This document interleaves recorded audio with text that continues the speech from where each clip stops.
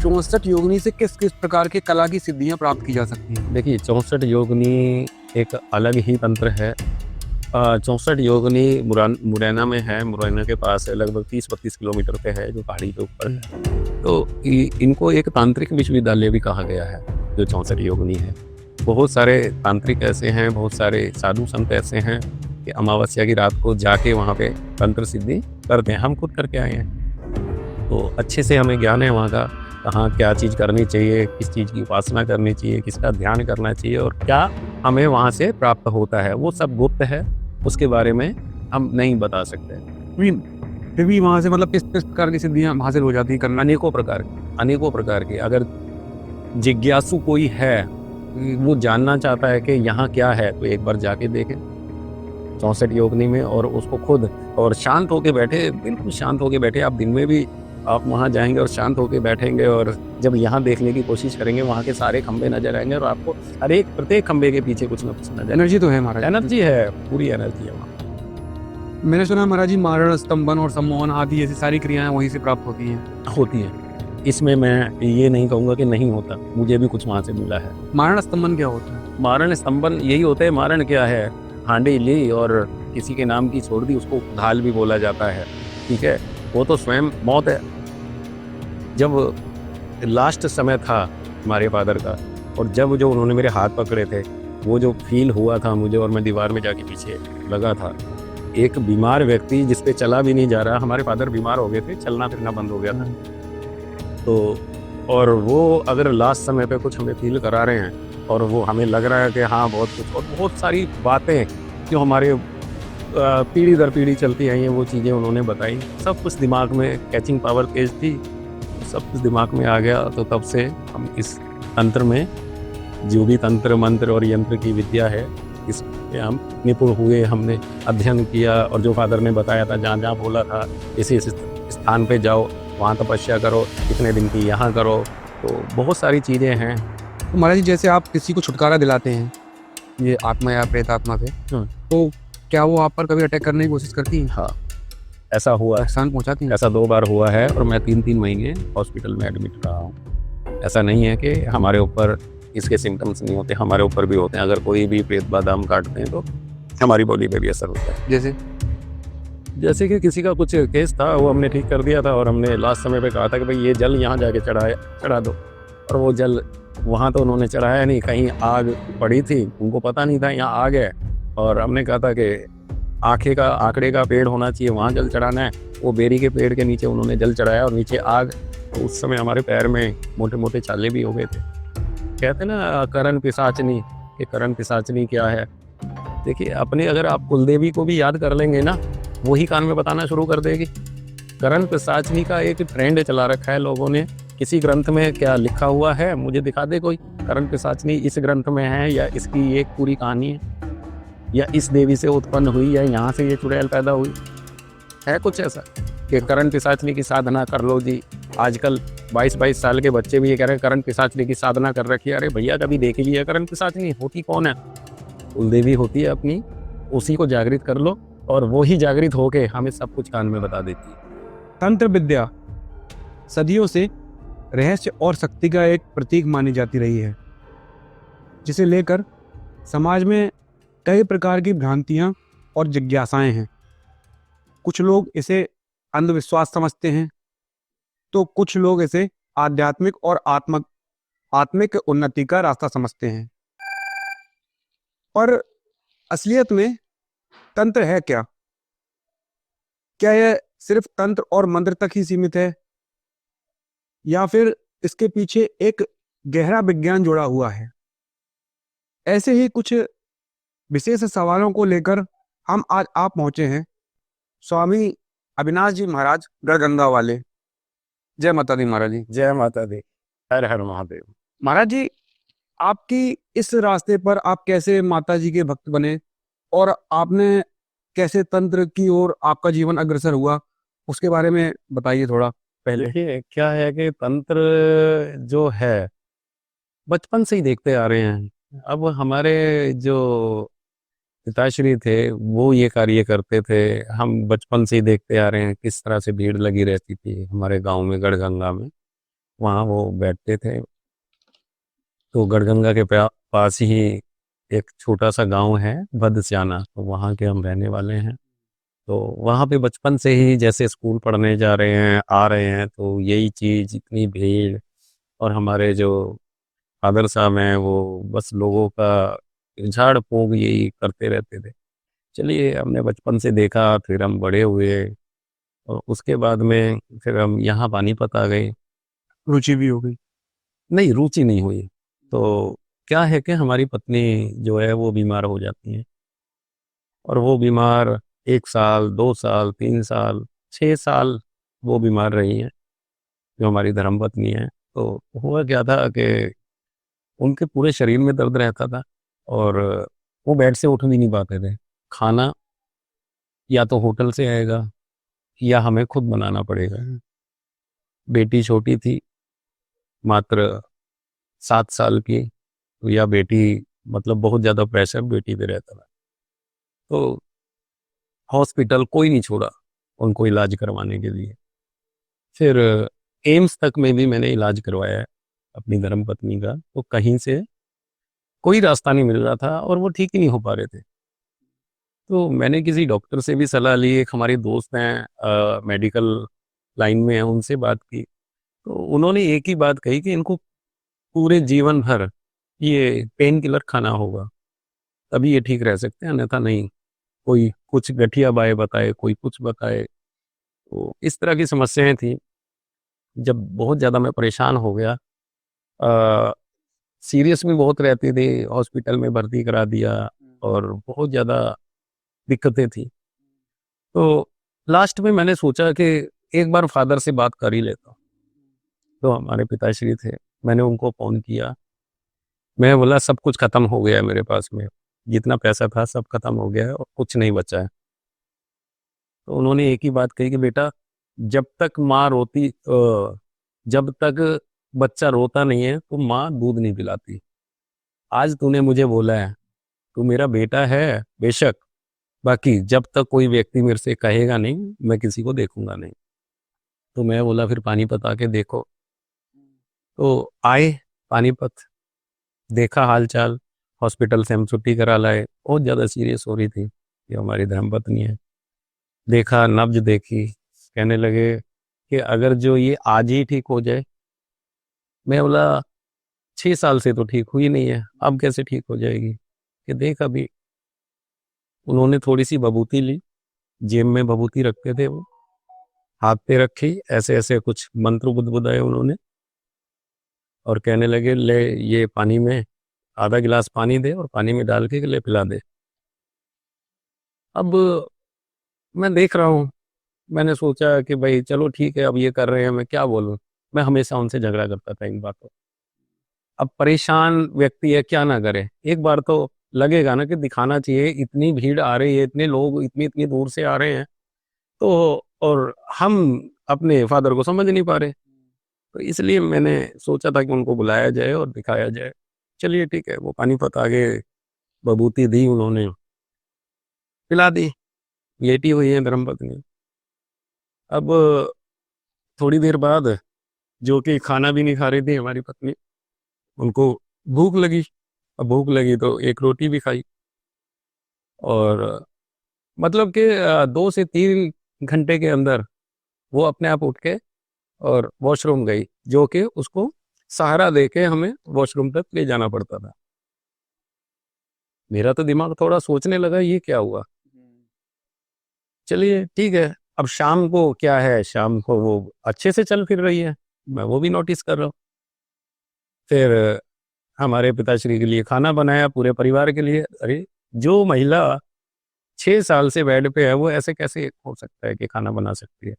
ये खुद मेरे जीवनी में है, जो मेरी लाइफ में घटित हुई हैं कहानियाँ। तो वो चीज़ मैं आपको बता रहा हूँ अंदर की बात, कि ऐसा मेरे साथ भी हुआ है। सब आपको और विश्वास जागा। नहीं, नहीं, विश्वास फिर भी नहीं जागा। विश्वास फिर भी नहीं जाएगा, फिर भी एक शक्ति सुई हमारे फादर पे रही मेरी। वो क्या है कि देखो, अब वो फादर ने कुछ किया, तो मैंने कहीं ना कहीं ये सोचा कि ये समय था इसका ठीक होने का। ये जो बभूति है, या इन्होंने कोई मंत्र पढ़ा, और मैं इसको बढ़ावा नहीं देता कभी। तो उन्होंने दिया और उसमें फ़र्क हुआ। फिर दूसरे दिन फादर ने कहा कि अब क्या है कि ये वैष्णो देवी जाना पड़ेगा, कि इसको लेके वैष्णो देवी हुआ। मैंने कहा कि अभी तो ये ठीक हुई है और ये चढ़ाई कैसे कर लेगी? तो उन्होंने कहा कुछ भी नहीं होगा, मैं साथ चलूँगा। तो फिर अर्जेंट में हमने टिकट कराई, फिर वैष्णो देवी घूम के आए। तो तब से हमारी धर्मपत्नी बिल्कुल ठीक है। और ये विश्वास कब जागा? तब भी मैंने यही सोचा कि नहीं, नहीं, परमात्मा की इच्छा थी कि भई अभी ठीक होनी थी ये। मैंने ये नहीं सोचा कि उनकी बभूति से ठीक हुई। क्यों? मैं कभी भी अंधविश्वास को नहीं मानता था। और आज मेरी इतनी लंबी दाढ़ी, इतने लंबे बाल अगर हुए हैं, तो कहीं न कहीं मैंने कुछ जाना है। जब लास्ट समय था हमारे फादर का, और जब जो उन्होंने मेरे हाथ पकड़े थे, वो जो फ़ील हुआ था मुझे, और मैं दीवार में जाके पीछे लगा था। एक बीमार व्यक्ति जिस पे चला भी नहीं जा रहा, हमारे फादर बीमार हो गए थे, चलना-फिरना बंद हो गया था। तो और वो अगर लास्ट समय पे कुछ हमें फ़ील करा रहे हैं, और वो हमें लग रहा है कि हाँ, बहुत कुछ, और बहुत सारी बातें जो हमारे पीढ़ी दर पीढ़ी चलती आई हैं, वो चीज़ें उन्होंने बताई। सब कुछ दिमाग में, कैचिंग पावर तेज़ थी, तो सब कुछ दिमाग में आ गया। तो तब से हम इस तंत्र में, जो भी तंत्र, मंत्र और यंत्र की विद्या है, इसमें हम निपुण हुए। हमने अध्ययन किया, और जो फादर ने बताया था, जहाँ-जहाँ बोला था, इस स्थान पे जाओ, वहाँ तपस्या करो, इतने दिन की यहाँ करो। तो बहुत सारी चीज़ें हैं, इतने हज़ार मंत्र यहाँ करो, तब जाके देखिए, विरासत में सारी चीज़ें मिल गई, वो एक अलग बात है। मेहनत तो हमें ही करनी पड़ेगी। विरासत में क्या है, हमारे फादर ने कुछ कहा, यहाँ से ये चीज़ मिलेगी, यहाँ से ये चीज़ मिलेगी, तो मेहनत तो फिर भी करनी पड़ी ना। तो ऐसा हमारा विश्वास इस पे, तंत्र पे और मंत्र पे और यंत्र पे तब थोड़ा गहराया। तो महाराज जी, आप संत स्वरूप में किस प्रकार से समाज के लोगों की मदद कर रहे हैं? कैसे-कैसे केस आते हैं आपके पास में? ये कैसे सेवा कर रहे हैं आप? उसके बारे में केस बताइए। अभी रिसेंटली, अभी ये जो शनिवार गया 2 दिन पहले, तो अभी कोई बच्ची आई थी, पैर मुड़े हुए थे, तो उसके पैर ही नहीं खुल रहे थे। कहने लगे कि जी ये इतने समय से ऐसे है। अब मुझे नहीं पता वो कैसे खुले। मैंने तो भस्म दी थोड़ी-सी, और पीठ को उसके एक हाथ मारा, मैं, हो जा ठीक। मुझे नहीं पता कैसे ठीक हो गई। अब वो कोई शक्ति है या क्या है, मुझे नहीं पता कि वो कैसे ठीक हुई। फिर भी मेरा अब भी दिमाग ये कहता है शायद अभी ठीक होनी थी ये। पैर ऐसे करके मुड़ रहे थे, एकदम से सीधे हो गए, और वो बच्ची ठीक हो गई। और भूत-प्रेत के भी केस आते होंगे, भूत-प्रेत के? हाँ, भूत-प्रेतों के बहुत आते हैं। देखिए, सबसे ज़्यादा क्या है कि 10% ही इस तरह का प्रेत बाधा का असर होता है, और नहीं तो बहुत ज़्यादा तो ड्रामेबाज़ी चल रही है। सत्य में। सत्यता यही है कि अगर कोई किसी की बेटी है और वो कहीं शादी करना चाह रही है, माँ-बाप मान नहीं रहे, तो वो कहीं न कहीं प्रेत बाधा का सहारा ले लेती है। नाटक। पूरा नाटक। प्रेत बाधा का सहारा ले लेती है, घर को परेशान कर रही है कि भई ऐसे नहीं करेंगे तो ऐसे करेंगे शादी। भई उनकी मनपसंद शादी अगर हो जाती है तो ठीक है, और नहीं तो प्रेत बाधा का सहारा ले। कुछ ओरिजिनल भी रहते होंगे महाराज जी? कुछ ओरिजिनल भी रहते होंगे? नहीं, नहीं, ओरिजिनल भी रहते हैं, ऐसा नहीं है। आजकल क्या है कि आपका नाम कुलश्रेष्ठ है ना? जी। हाँ, कुलश्रेष्ठ जी, सबसे बड़ी बात ये है कि समझना, सामने वाला व्यक्ति में प्रेत बाधा है, उसको समझना, उसको ज्ञान कहते हैं। ऐसा नहीं है कि अंधे होके हाँ, ये जीभ निकाल रही है कुछ है, और लग गए उसके कि हाँ भाई इसके पीछे कि हाँ इसमें प्रेत बाधा है, और ले जल मार, ये कर, वो कर, ये क्या है? उसको समझो तो सही क्या चीज़ है? कि वाक़ई में प्रेत बाधा है या कुछ और ही गड़बड़ है। साइकोलॉजी बहुत है, हिस्टीरिया के मरीज़ आ रहे हैं, हैलुसिनेशन के आ रहे हैं, क्या है ये? तो उनको मैं सीधा रास्ता ये बताता हूँ, अरे भाई किसी साइकियाट्रिस्ट के पास जाइए, ठीक है? मनोवैज्ञानिक के पास जाइए, वहाँ जाके आप पूछें कि भाई कि इसको ये है, टेस्ट कराइए, उसमें जो भी कमियाँ हैं वो दवाई दे देंगे और ठीक हो जाएँगे। तो फिर वहाँ कहाँ प्रेत बाधा कहाँ गई? दवाइयों से ठीक हो गई ना, तो क्या उसको प्रेत बाधा कहेंगे? कहीं न कहीं साइकोलॉजी भी दिमाग में असर करती है। बाइपोलर डिसऑर्डर ही बहुत बीमारियाँ हैं। तो महाराज जी, जैसे आप किसी को छुटकारा दिलाते हैं, ये आत्मा या प्रेत आत्मा से, हुँ। तो क्या वो आप पर कभी अटैक करने की कोशिश करती हैं, हाँ, ऐसा हुआ, नुकसान पहुंचाती हैं? ऐसा 2 बार हुआ है और मैं 3-3 महीने हॉस्पिटल में एडमिट रहा हूँ। ऐसा नहीं है कि हमारे ऊपर इसके सिम्पटम्स नहीं होते, हमारे ऊपर भी होते हैं। अगर कोई भी प्रेत बादाम काटते हैं तो हमारी बॉडी पे भी असर होता है। जैसे जैसे कि किसी का कुछ केस था, वो हमने ठीक कर दिया था और हमने लास्ट समय पे कहा था कि भाई ये जल यहाँ जाके चढ़ा दो, और वो जल वहाँ तो उन्होंने चढ़ाया नहीं, कहीं आग पड़ी थी, उनको पता नहीं था यहाँ आग है, और हमने कहा था कि आकड़े का पेड़ होना चाहिए, वहाँ जल चढ़ाना है। वो बेरी के पेड़ के नीचे उन्होंने जल चढ़ाया और नीचे आग, तो उस समय हमारे पैर में मोटे मोटे छाले भी हो गए थे। अब लोग तो ये कहेंगे अरे महाराज जी क्या इतना बता रहे हैं। अब भैया जिसके ऊपर बीतती है उसको पता होता है, जिसको पीड़ा होती है उसको पता है कि सही में दर्द होता क्या है। कहने वाला तो कुछ भी कह देता है। कभी किसी बुरी आत्मा से सामना हुआ आपका? बिल्कुल हुआ है, बिल्कुल हुआ है। अब बहुत सारी चीज़ें ऐसी हैं, किसी का उतारा करा कहीं हम ले गए शमशान में या वीराने में, वहाँ हमारे साथ में बहुत सारी घटनाएं ऐसी घटी हैं, हमारे शिष्य के साथ में घटी हैं। हुआ क्या था एक बार, अब ये कहते हैं कि महाराज जी को कार कब आई चलानी, उसी का मैं बताता हूँ।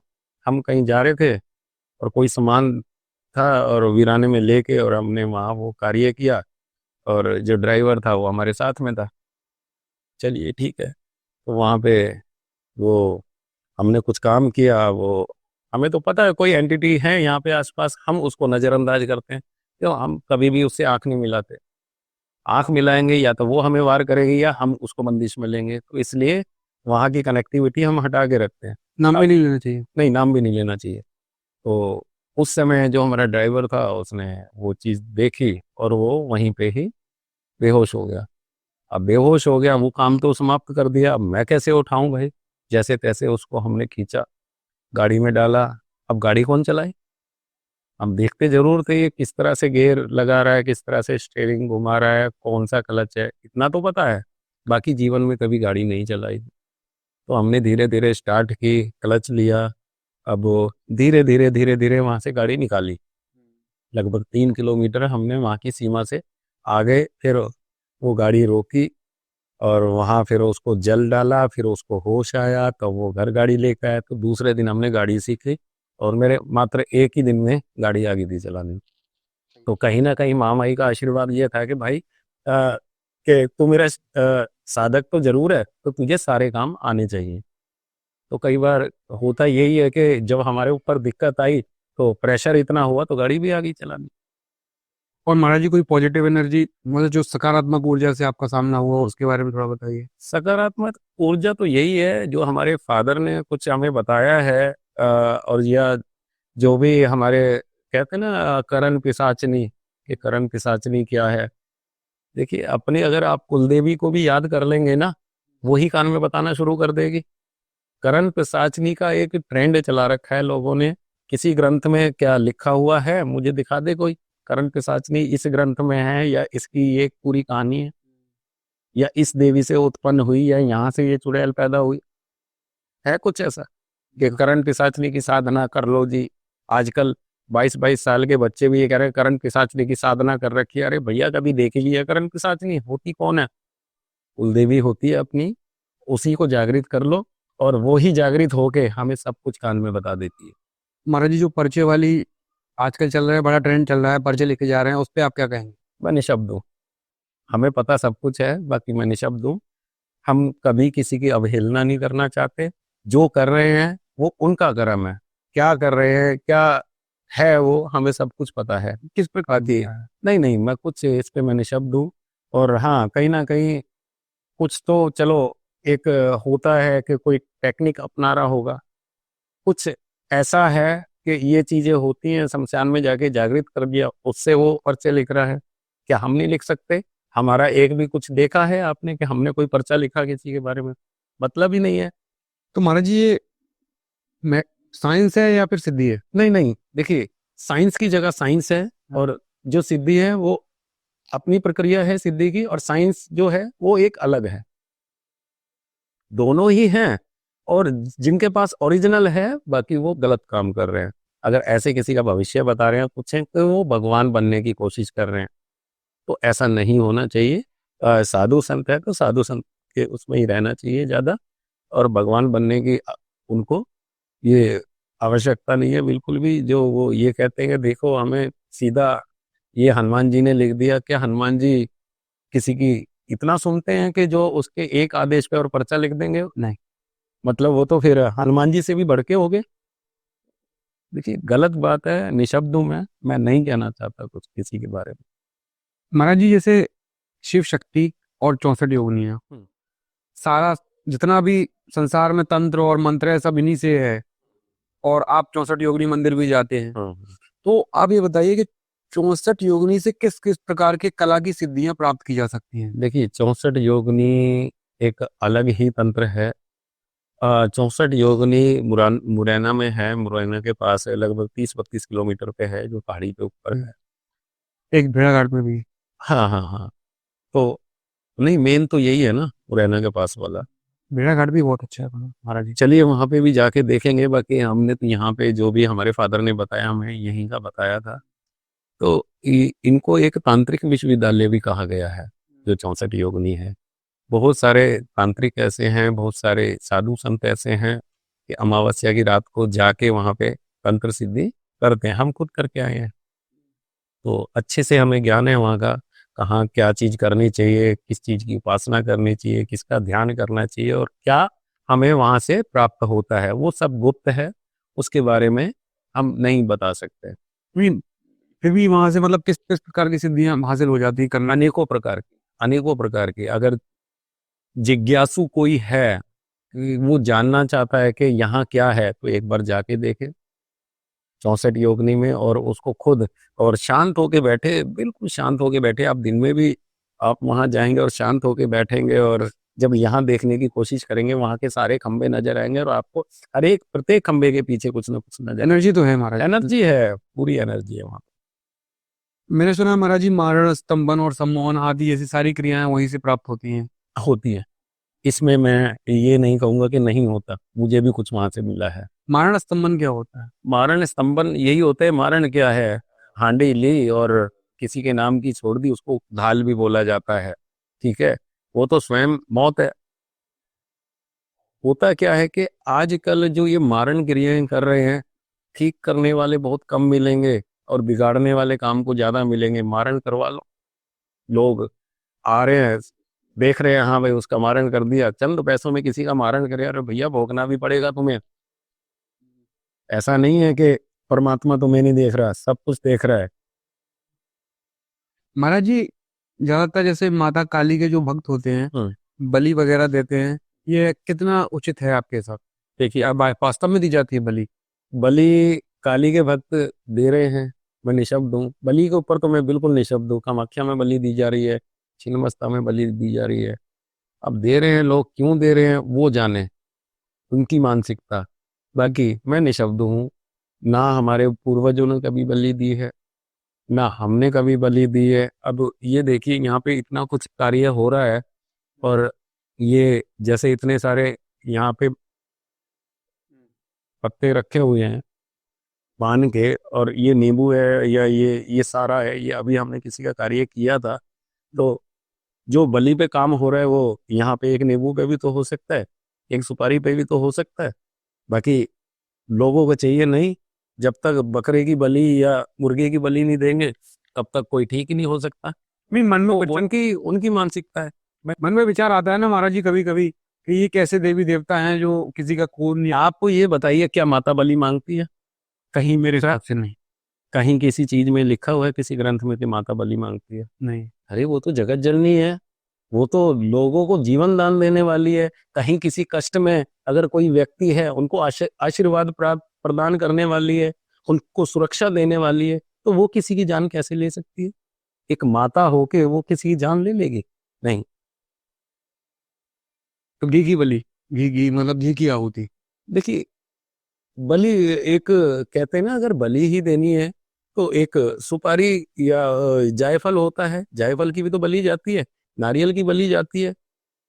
तो जरूरी थोड़ी है कि आप किसी जीव हत्या करके और बलि दी जाए। तो मैं बलि के बारे में मैं कुछ नहीं कहना चाहता, मैं निशब्द हूँ। अब लोग दे रहे हैं, क्यों कर रहे हैं?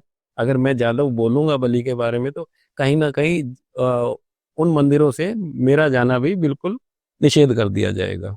मुझे वहाँ जाने नहीं देंगे लोग। तो इसलिए मैं निःशब्द हूँ, मैं कुछ नहीं कर रहा इस बारे में।